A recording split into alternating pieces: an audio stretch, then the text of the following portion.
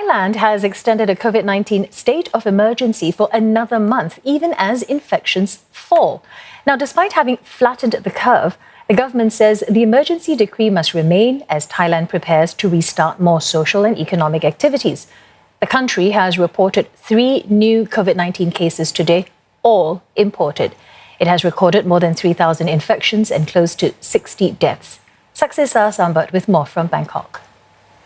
The extension of the state of emergency until June the 30th by the cabinet was more or less a formality. The government spokeswoman was quoting the Prime Minister Prayut Chan-o-cha saying that the extension is still necessary in order to be able to have a swift and unified response to the ongoing COVID-19 pandemic, as more restrictions have been lifted over the past few weeks and amidst concerns over a possible second wave of new infections. Now, this explanation is very similar to what we have heard a month ago at the last extension of the state of emergency, but the circumstances have changed somewhat. This is legally speaking the last time the government can extend the state of emergency. And criticisms are also growing that the government is using the extension for a prolonged power grab. This is an accusation that the government is denying, though. Nevertheless, health officials will be discussing further reopenings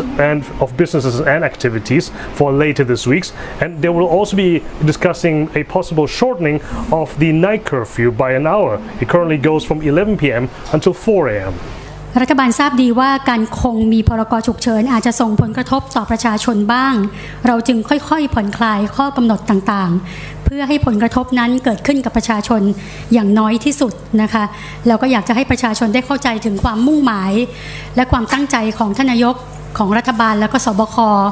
ว่าในการที่จะทำยังไงให้สถานการณ์คลี่คลายได้โดยเร็วแล้วก็อย่างดีที่สุดนะคะอยากจะให้ประชาชนปลอดภัยจากโรคให้มากที่สุดและได้กลับมาใช้ชีวิตอย่างปกติสุข Now, we haven't heard anything from Prime Minister Prayut Chan-o-cha himself, as we normally do every Tuesday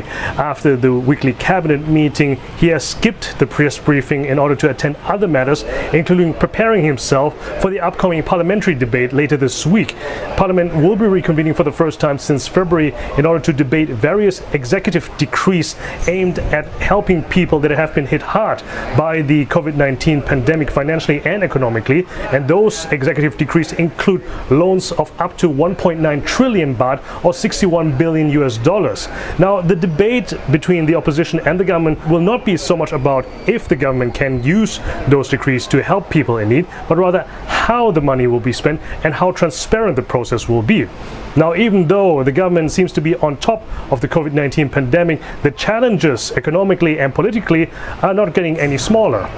Saksesa Sambat, CNA Bangkok.